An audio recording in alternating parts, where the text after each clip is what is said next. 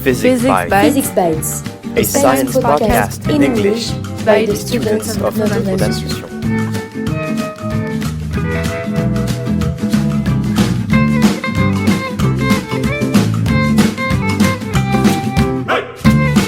Hello and welcome again to a new episode of Physics Bites, the English language physics podcast of the students of Notre Dame d'Instruction here in Paris. Here we have our grade 11s and we're on to our third episode of our mission to the moon. We've already talked about how to get there, how to move around once we're there, and now we're going to talk about how to stay there and how to eat and drink and have oxygen. So we have 4 new students who did a fantastic job in their presentation. Very highly detailed, lots of information. I learned a lot of things personally. So do you guys want to introduce yourselves? My name is Suzanne Bourgeot and I'm in Première 3. All right, so go ahead now. My name is Victoria Tala and I'm in Première 4. My name is Theodora de Saint-Pierre and I'm in Première 4 also. And our final group member? And my name is Roxane and I'm in Première 4. So 4 students, you guys were doing Danielle with me last year when we were in grade 10 and this year in grade 11. If I'm not mistaken, all 4 of you guys are doing physics this year? Yes. And I assume that you're all 4 going to keep it for next year? Yes. Remains to be seen. All right. So you guys talked about how we're going to take care of one of the big problems of staying on the moon if you want to stay there long term. That is to say food, water, and oxygen, right? The basics of life. Yes. And you guys had a lot of really interesting research that you did. So let's begin with a summary of what you guys each talked about. I think you have some sort of an organization that you've planned out on what you're going to talk about. So I'll leave the word for you guys. So Roxane. Theodora. Yes. So Roxane and I did a lot of research on water on the moon. So as we all know, there is no weather on the moon, but we have discovered that it has water, so thanks to several missions. Now you're referring to missions where we've sent rovers on the moon and astronauts, and they tested moon soil, and you're saying that we've discovered that there may be traces of it. Yes, okay. Exactly. Then we also work on how to extract the water on the moon. So we have 2 options. We have a rover called Rocket M that is able to extract ice from the lunar surface and turning it into water vapor. And we have also something called ablative arc mining. So it's a method that uses an electric arc to extract materials from the lunar soil. Right. So the idea being in both cases that you're there's no water there in the form of a lake or in the form of direct access, but we have to use chemical reactions to sort of get water out of somewhere that's in the moon soil and all that stuff. Exactly, because of the temperature mainly. Right, which is what? What is the temperature at the surface of the moon? 200, the day it's 200. Above 0? 300 maybe? Yeah, so basically during the day it's very hot and at night it gets very, very cold. Yes. So we're talking about in the minus 180s, 60s, and then, okay. So you're not going to find water in its liquid state. And finally about water, so we have to treat it, so it would be like the ISS. Right. The system of the ISS. So you're assuming in that case that we already have a sort of a biodome or some sort of a habitat, and we want to recycle water that is lost, whether it's through, the bathrooms, drinking water, sewage, or vapor. Exactly. And there you're referring to a recycling system we already have on the space station. Okay. Yes. Okay. And so I think Roxane is going to talk about oxygen. Right. Yes. So there's already oxygen on the moon in the lunar soil. Right. And so we could extract the oxygen with a method called molten salt electrolysis. Okay. And then we would need to purify the oxygen, and we would also need an air revitalization system, and we could use one like the one on the ISS. Okay, so when you say there is oxygen on the moon in the soil, in what form is it usually? Like in the most ice. So there is ice in the. Is there also in the form of maybe some sort of oxides? Hydroxyl. Right. So like mineral oxides and stuff like this. In which case, your molten salt extraction will get into it. Uses a chemical reaction again to get that out. Okay. And the second part being, again, recycling the way we do it on the space station. All right. So maybe we quickly move on to Suzanne and Victoire, who were focusing more on the food side of things. Okay. So Victoire? obviously we know that we can't transport food from the Earth to the Moon because it's way too expensive. So we're trying to find a way to produce food directly on the Moon.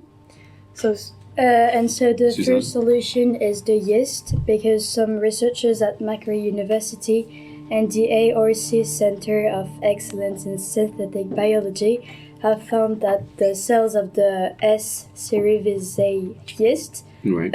had lots of nutrients that the body can use, and so these yeast could be very easily modified to further improve their nutritional value and taste. And so with bioengineering and 3D printing, they could transform the yeast into food that we could eat. Okay, so the idea being that yeast are just naturally rich in proteins and a lot of the vitamins and stuff that we need, and they're easy to grow, I guess, right? Yes, So it doesn't take a lot of space, doesn't take a lot of energy, and it can be a lot of varieties of yeast. And I think we'll get into details of, I think there's easy genetic modification of yeast also possible. Okay. What else did you guys find? The other solution is the greenhouses. So the NASA scientists at the Kennedy Space Center in Florida have designed the prototype of lunar greenhouse. So basically, it would be the prototype would be an inflatable, deployable greenhouse to support plant and crop production for nutrition, air revitalization, water recycling, and waste recycling. So the process is called bioregenerative life support system. So the idea being that if we want to actually survive long term on the moon, we have to have something that's somewhat similar to different cycles on the Earth, where water is not lost. It's always going from plants to the air, rain to the soil, to some microorganisms, to humans. We have to do this, and we have to reproduce it artificially on the moon. And in which case, plant life is very necessary, because that's one of the main parts of the carbon cycle, the water cycle, I guess the nitrogen cycle, and very other ones. How easy is it to actually build these greenhouses on the moon? Because I don't imagine it's like greenhouses on Earth, because on Earth the energy of the sun is much reduced because of the atmosphere, whereas on the moon it's going to be a very high energy, lots of ultraviolet, lots of very, very energetic beams. I guess it would be some differences. Did you find anything in your research? No, I think they're going to use specific materials for the sun to use it like in the glass best possible. Okay. And they're gonna put a cycle with the waste of the crew members and what we exhaled, and so they're gonna be as sources of and I think for the sun, for the light, they can either take the energy from the sun that we can collect from the moon, and they would store it. But I think they also found a solution to put lead. Right. So have a way of filtering, I guess, how much light gets through, which is necessary because there's lots of very high energy coming from the sun when there's no atmosphere to protect us. What else did you guys find? Because I remember you guys found a ton of really interesting solutions for food problems, going from fish eggs at one point, talking about insects, cyanobacteria. Do you want to give a little short...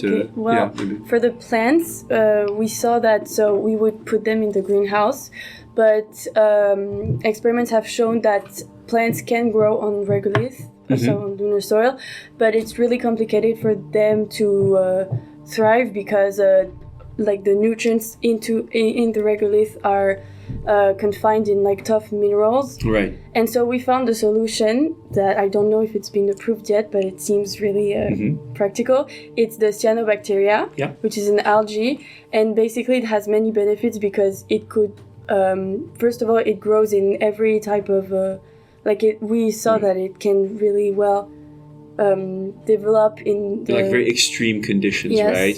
I think you guys mentioned that cyanobacteria are responsible for the presence of oxygen in atmosphere, because we know that Earth's atmosphere didn't have any oxygen until a few billion years ago, and then you reminded us that it was cyanobacteria which were partially or in large part responsible for the introduction of oxygen.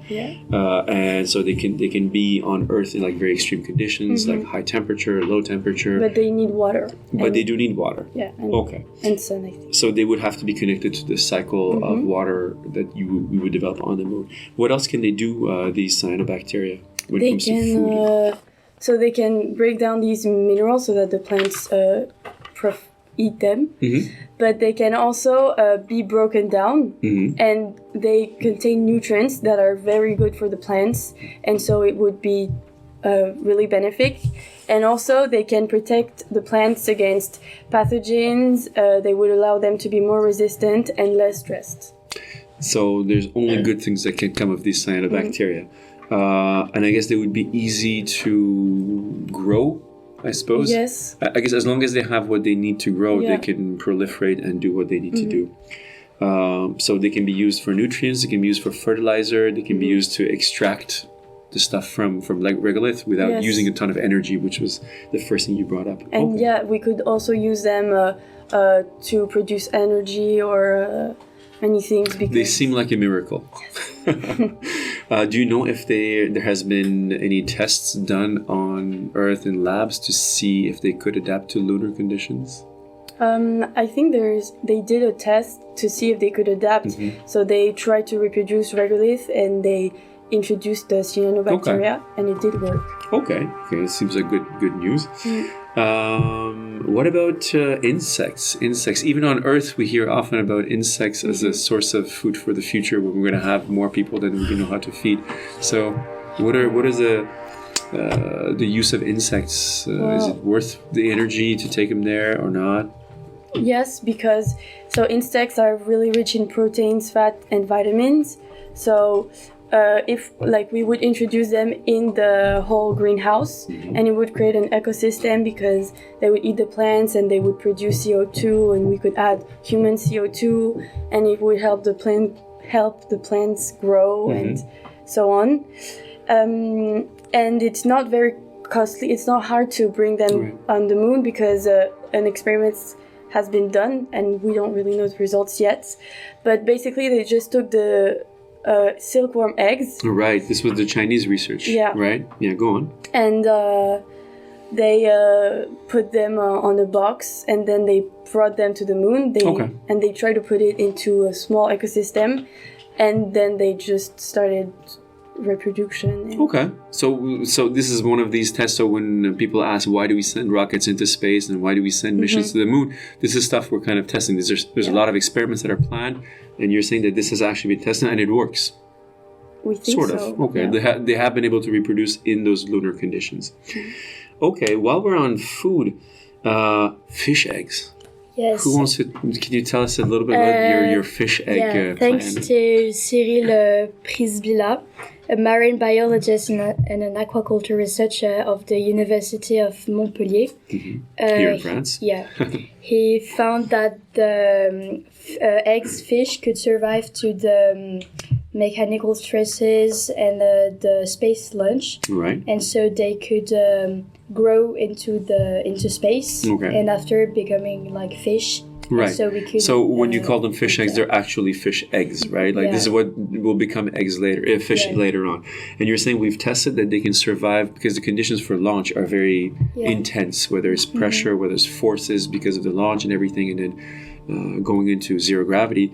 And so we've actually tested, and the idea would be what? To eat the fish eggs, to use it to produce? No, to install an aquaculture base, and then to produce the fish, and then they could grow, and we could eat the fish. Okay.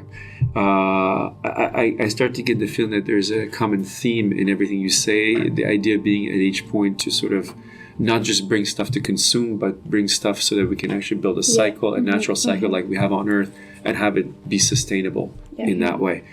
Okay.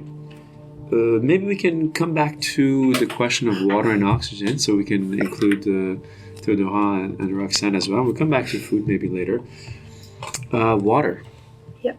Let's come back to the question of water, because we heard from your classmates that water would be necessary even for the cyanobacteria, which can live in any condition, but they do need water. What specific methods have been tested, or which would be like the most ideal ones for actually producing water on the moon that you guys found, other than just extraction from like the polar regions where there's some ice and stuff? Because it's not a lot of water, even if it's like stuck in the regolith. There's actually over 200 billion liters of water on the moon. There is 200 billion liters. But where is this water? Can we see it actually when we observe the moon? No, it's inside the regolith. Yes, it's not on the surface. Right. And so over the missions, we discovered that even on the shadowed the dark side of the moon, or the part that's not visible to us on Earth. There is also water. So it's not only where there is no sun, but even when the moon is like not lit. Yes. Yeah. We have. And is there any place on the moon where this water resembles anything like liquid water? Well, I guess not liquid because of the temperatures, but like any kind of like a lake or ocean or glaciers? I don't think so, no. Because we know on Mars, we can see actual ice, like physical ice in the polar regions, but the difference is Mars is bigger, it's further away. Also, it has somewhat of an atmosphere, very much less, but much more than the moon. So you're saying we have 200 billion liters of water, but it's molecular water. It's like molecules of water that are sort of integrated into the lunar soil. Yes, exactly. So we'd have to extract it. We have to use energy to extract this. How feasible is this? Do we need a lot of energy? Do we need a little bit of energy? Is there any way of doing this in an efficient way, in a natural way? You mentioned solar winds, for example, at one point. Oh, yes. There was an idea of solar winds for making water. Can you give us a bit of details for that? Well, the solar wind is a stream of charged particles released from the upper atmosphere of the sun. Mm-hmm. And there are a lot of simulations were made that showed that when positively charged protons in the solar wind strike the surface of the moon, they can interact with the negatively charged electrons that are on the moon, and they can interact. So they can release hydrogen. Yeah. And then the hydrogen can join with oxygen that are contained in the regolith. Mm-hmm. So that forms hydroxyl. So the hydrogen can later be. So basically, you're telling us that just the natural energy comes because of these solar winds, which can hit the surface of the moon because there's no magnetic poles to protect. There's no magnetic field to protect it. That can have enough energy to actually sort of start up a chemical reaction, which creates all the precursors for producing water. Is that how some of the water in the lunar soil has formed? Is that where it comes from, maybe? We are not really sure, but we think so. It's at least it's partially it's responsible. Partially. Okay. The advantage of that being that you don't have to do anything. It's sort of a natural process, right? Is there any way of? Did you guys find anything about whether it's possible to, help the process or focus it, concentrate it, something? No. No, it's okay. This is a lot of really cutting edge research. So you guys are only high school students, so what you have found already is a lot more than most kids your age would know. You guys talked about a robot, the Maston robot. What is this Maston robot? So it's a rover that is capable of extracting ice from the lunar surface and turning it into water vapor. Mm-hmm. So it works thanks to solar energy, and it would move at a speed of approximately 4 kilometers per hour. And what's the general, just to give an idea, what's the size of this thing, do you know?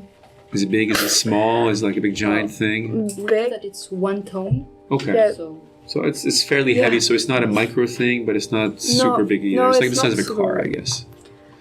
And so it would be able to heat and pulverize the regolith. Mm-hmm.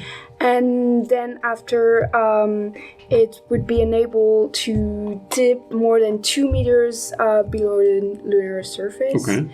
And so after the regolith gets funneled through a vacuum system that separates ice particles from the remaining dust. Okay. So we have two sides, the regolith and then the ice we need. Okay.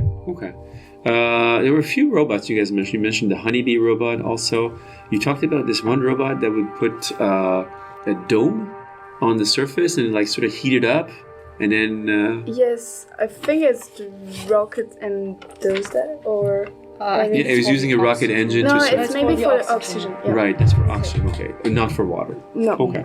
But it's kind of the same system. Right. Generally, what you're talking about is different techniques where we can sort of get what we need from this regolith, which is the natural lunar soil. And you mentioned also that recycling is going to be essential, right? Yes, treating the water. And right, we can't afford to lose any water that we can extract or any water that we use in our bodies. So what are some techniques, like you talked about the revitalization system on the ISS, which is supposed to be very efficient. How does that work in general? It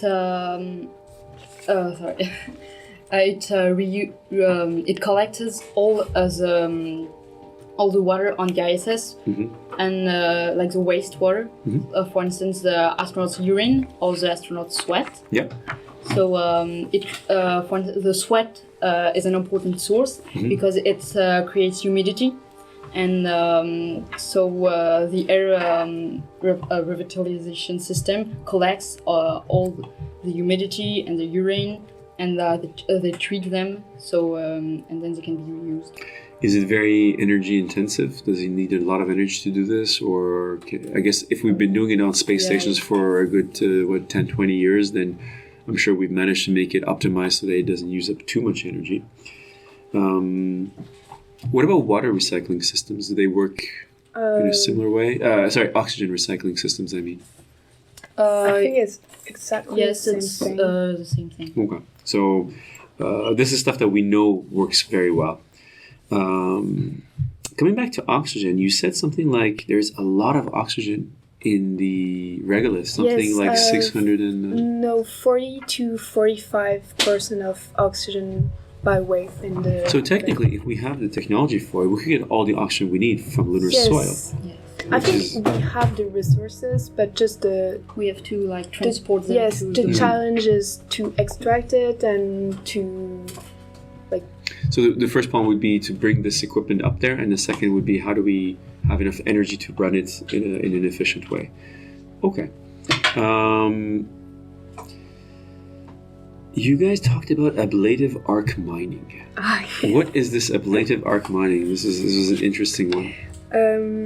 So it's another way to extract the water on the lunar surface, and so it uses an electric arc to extract materials from the lunar soil, and this arc is created by two electrodes, and so it's gonna bring frozen water to the lunar surface. So it's kind of complicated. Even me, I can't explain. I know it was a bit complicated. I remember your little diagram and everything, but yes. The idea being, again, just if you want to really simplify it, we're using this time an like a very, very powerful, very high energy electric arc, electric spark, basically, to create a chemical transformation of the soil, and then from that getting the oxygen that we need. Yes. I found it really interesting. It's for water, the water, not oxygen. Keep mixing the water and oxygen. But it can also work for water, but all the materials we need and which is stuck on the regolith. Okay. So it's not only for water. So it's a sort of a general method for extraction. Yes, exactly. Okay. I found it really interesting. I remember I wrote it down. 630 kilograms of oxygen in every cubic meter of regolith. Yes. Which is huge. It's huge. Which is more than enough to support a human colony if we find energy efficient ways of extracting it. Okay, so let's come back to food. Because there's so much stuff in your presentation. We're not going to be able to reproduce everything because you guys talk for an hour, but we want to get the general ideas of it. I'm curious about this idea of yeast. Why yeasts? Why? And I know we've been working on this in research for nearly a century at least. I remember reading Isaac Asimov already way back when in his science fiction books, talking about yeast as a source of food on these, giant planets where, there's billions of people. Why yeast? What's so special about this? I think it's because it's really easy to produce. So, for example, from just 1,000 liter fermentation tank, we could feed 15 to 100 people.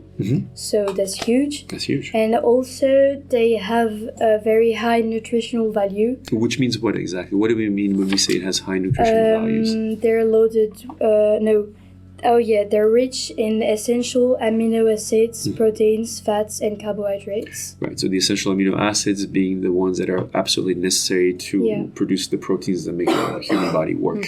Okay. What else makes it easy to work with yeasts? Because it's really easy to modify. Genetically? Yeah, genetically. Why would we need to modify them genetically? Why is that a good thing? I think to improve their nutritional value. Right, or maybe even the taste, the appearance of it, or how much they produce. Okay. You also talked about 3D food printing and processing systems based on yeasts. You mentioned it. Yeah. Can you just give a bit of detail what you meant by 3D printing and processing of food with yeast? Because the yeast could be grown inside the bioreactor, and then so the biomass harvested by the bioreactor would be then used by a 3D food printer to produce meals in the form of noodles and snack bars for the astronomers. Okay, so basically what you're describing is the yeast would make the materials with which we can create food. Yeah. And then the 3D printer allows us to use this material, like plastic, to make it into the shape of a toy or an object. Yeah. Here we'd be using the material coming from the yeast to make it into noodles, like you were saying, or something that looks like bread or something that looks like... But it would look like a regular bar or something, but the taste would be like bread or mango or I don't know. Okay, that's very interesting. So I guess psychologically humans need to eat food that looks kind of like food we're used to and not just like a gelatinous mass of yeast, right? Have we ever done this in space, using yeast to feed people? I'm not sure. I don't know, but... Maybe in the space station just to test stuff? I think so. But I think just in the form of a test. Right, okay. Not long duration. Okay. Let's see what else you talked about here, which was interesting. I want to keep going back to the fish eggs, but I think you didn't have a ton of information because it's a pretty unique kind of sort of idea to deal with this. Well, how about I leave it to you guys to sort of fill in the blanks. What did you guys find other than what we've covered here that you found interesting yourself in your research? Because you did a lot of research. Where were you guys looking for research usually? In water, whatever, food, and all these things? Theodora? I don't know, but just I started to search things every week, and it became. I don't know, but I'm really curious as a person, and so I think there is so much things to discover, especially on the moon, because we never did it. And it's been a sort of a project for many, many decades, right? We stepped on the moon, it was 60 years ago, and ever since we're like, okay, can we actually go and live there now? And also with Ariane. Right, the Ariane missions. So I was interested. Were you guys surprised at how much research is already done and how many solutions exist already for water, oxygen, and food on the moon? Yes, but I was a little bit surprised that we didn't have the results of the experiments. So we know we can try them, but... So we have ideas, we don't know if they're good ideas, but at least we have these ideas. Maybe part of the reason is because it's very difficult to test these ideas because you actually have to go out onto the moon, right? But also expensive, I think. And it would obviously be very expensive, right? Which is one of the reasons where we can, one of the questions I asked you guys to think about each group was, why should we go to the moon? Why should we even invest money into, space research? And, well, that's part of it, right? To actually test out these ideas. How about we go around the table and maybe you guys can each of you tell me one thing that you found most surprising, most interesting in your research and your presentation? Particularly, and maybe why it struck you as such. Victor, do you want to lead us off? Yeah, I was really struck by the cyanobacteria, obviously, because You're doing biology this year, right? No, you're only doing physics and math and geopolitics. Right. That's unfortunate because if you were doing biology, there would be lots of applications maybe with what you're studying. Okay, go on. But so it's very efficient, and we could also use it as well on the Earth because of all the benefits.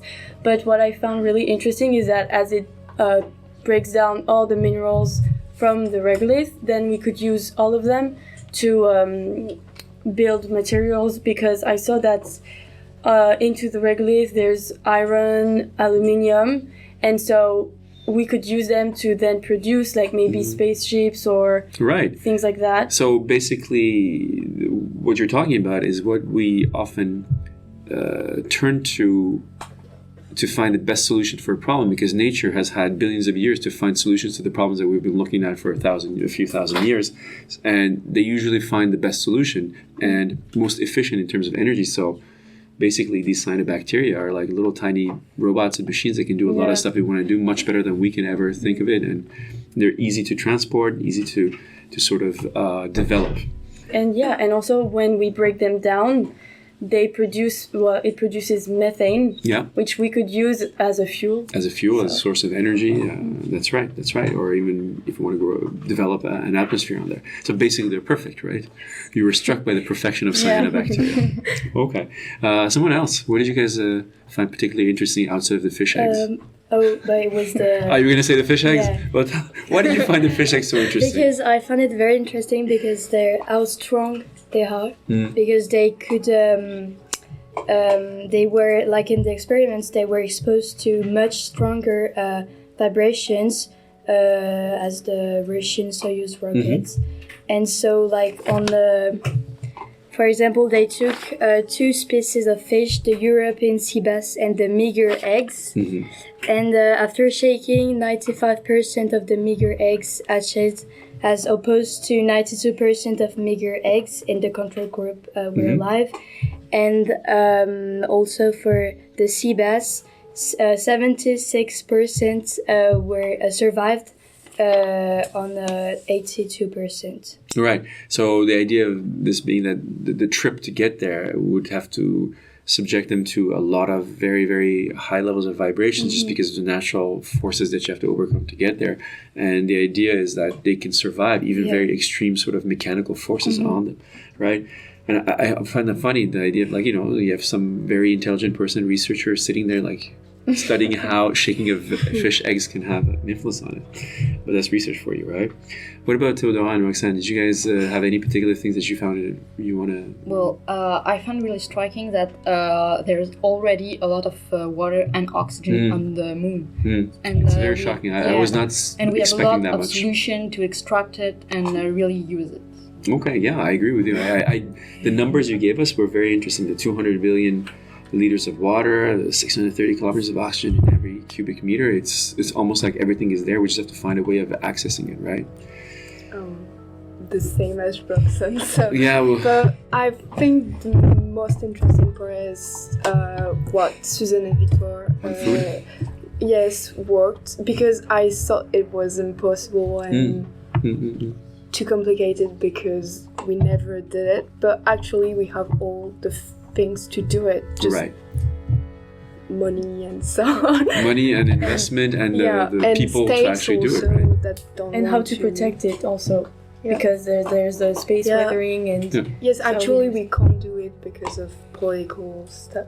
Well, politics is inseparable from science and research, right? Yeah. So all the research you guys did, has it changed your opinion about the idea of going to the moon, potential moon colony in the long term? Are you more open to the idea? Do you find it more plausible? Is this something that can actually be done, or do you still think that this is too science fiction?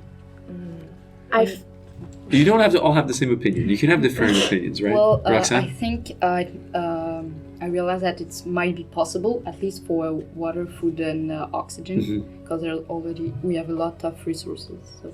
Right. So if we actually manage to get there and easily and regularly, and if we manage to build habitats in a proper long-term way, food and water and oxygen is the least of our problems, basically, right? Okay.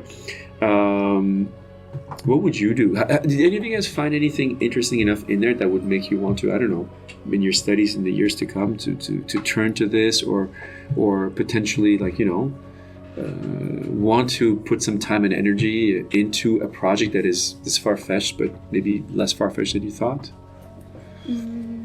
Well, again, assuming that you guys get to do the studies that you want to do, which I'm sure you will. I want to do more scientific studies, I think, for now. So I thought that even though I don't do biology, like the algae, I did not know any of that, and I did not know like the benefits of them, because I don't know, we don't really talk about them. Not in generally. school, I think. It's just you need to probably a higher level of a higher education to actually start getting into it.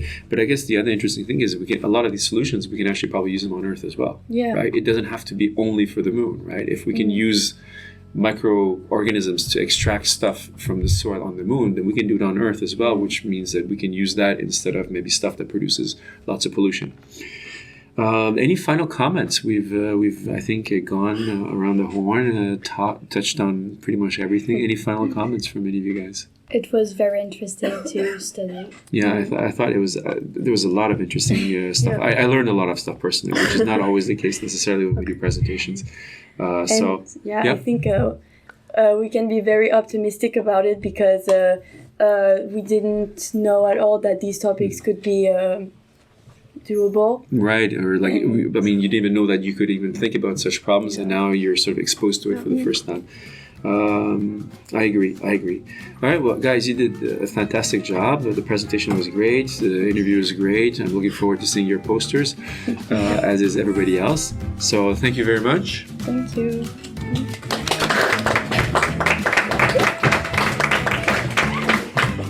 And see you next time for another episode. Goodbye. Bye-bye.